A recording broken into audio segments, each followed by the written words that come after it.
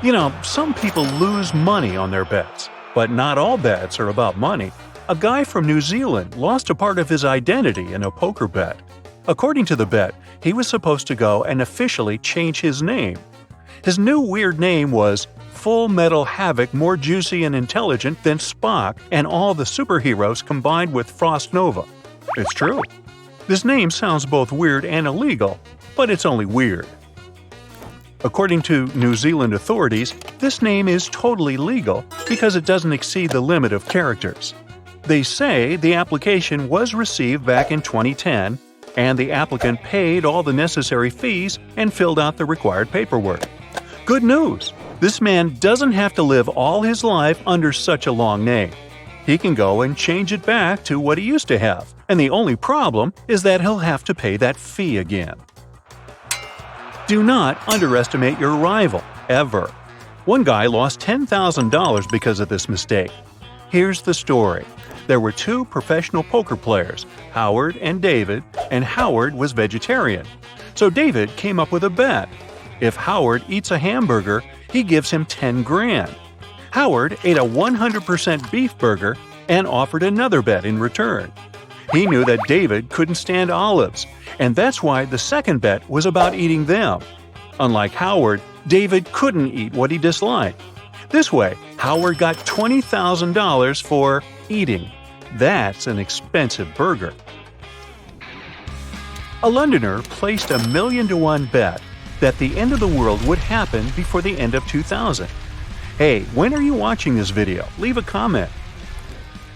Anyway, it's long after the year 2000. There's one thing I still don't get though. If that guy made a bet about the end of the world, which meant everything would have stopped existing, including the betting agency and the guy himself, well, how is he supposed to grab the money he expected to win? Now one day, Theodore Geisel, a writer, and Bob Cerf, a publisher, made a bet. The publisher bet $5 that Theodore couldn't write a book with 50 words or even fewer.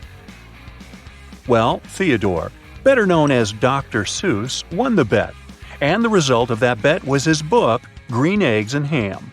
If you take a look at the text, you may think that Dr. Seuss cheated, since even though the book is really short, it still has over 700 words. Yeah, it's longer than 50 words, but he only used 50 words to write it. So even if someone doesn't speak English, they only need to learn 50 words to read an actual book in this language. Dr. Seuss's previous record was The Cat in the Hat, where he used only 236 words. All the words he used for Green Eggs and Ham were mostly short and had one syllable only, with the only exception. The word anywhere is the longest in the whole book. Ah, and the whole book rhymes. Once in 2009, the odds were totally in favor of Patricia DeMoro, who decided to try her luck and play craps. That was her first time playing. It might seem like a simple dice game, but it's not. There's a bazillion rules, and Patricia had a friend beside her who explained the policies and procedures. The game started. Each time she rolled the dice, she bet against the number 7. She did that 154 times in a row, and each time she did it successfully. Now, the funny math part. Statistically, 7 is the number that's most likely to show up when you roll the dice. Here's why. The minimum you can have if you throw 2 dice is 2, and the maximum is 12. There's only one way to get 2 if you have 1 on each dice. 2 ways to get 3, 3 ways to get 4, and so on. See the logic? Have you guessed already how many ways there are to get 7 on the dice? Right, there are 6 possible combinations. 7 is the peak, and then the trend descends. So there are 5 combinations to get 8 on the dice, and only 1 to get 12. Thomas Cover, a statistics professor from Stanford, calculated the odds Patricia could successfully bet against 7 154 times in a row were 1 to 56 trillion. That day, she did roll 7 by the way, but it took her more than 4 hours. Even so, she's rumored to have become 7 figures richer that day. Beginner's luck. Here's another crazy bet from the British Isles that turned out to be a birthday present. Fred Craggs from Yorkshire was celebrating his 60th birthday and decided to make a tiny 50-pence bet on the horse race outcome. 50 pence is about 57 cents, and it was a combined outcome bet for 8 horses. The odds were way lower than that of Patricia DeMauro, only 2.8 million to 1. But, let's face it, such a low odds bet seems impossible to win. However, Fred won a whopping £1 million, which is over $1.1 million. Yeah, he could treat himself to a bunch of birthday presents. Cool fact here, among the horses he picked for the bet, there were 2 with fun names. Isn't that lucky? And a dream come true. Well, I guess Fred's dreams came true indeed. Now what happens when someone places a bet 20 minutes before the game ends, and they bet on a losing team? This person is most likely to lose the money. But there was an exception. In the UK, an anonymous person bet £100, which is about 115 US dollars, on the combined results. All of the teams he bet on were losing, and there was little time left until the end of the matches.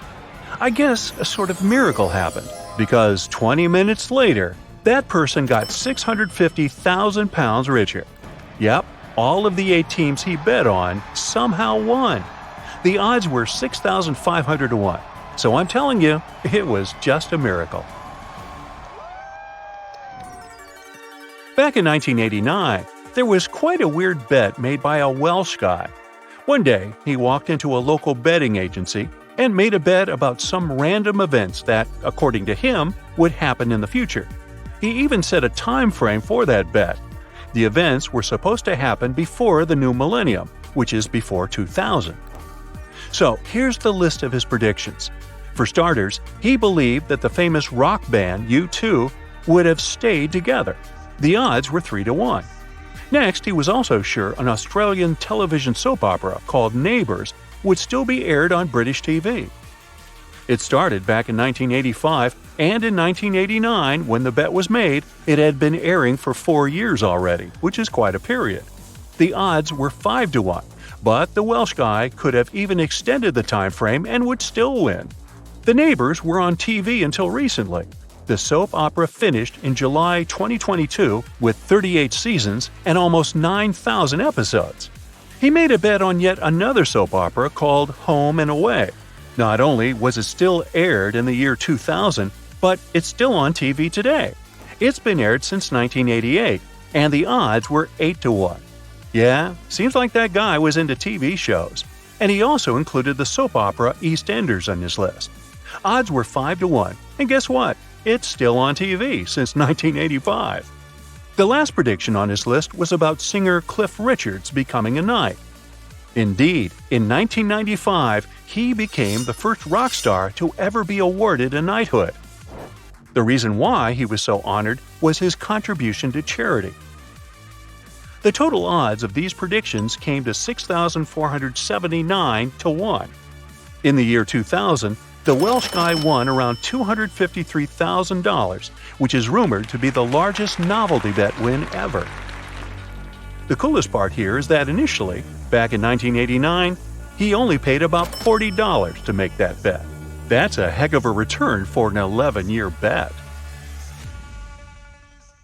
That's it for today. So hey, if you pacified your curiosity, then give the video a like and share it with your friends. Or if you want more, just click on these videos and stay on the bright side.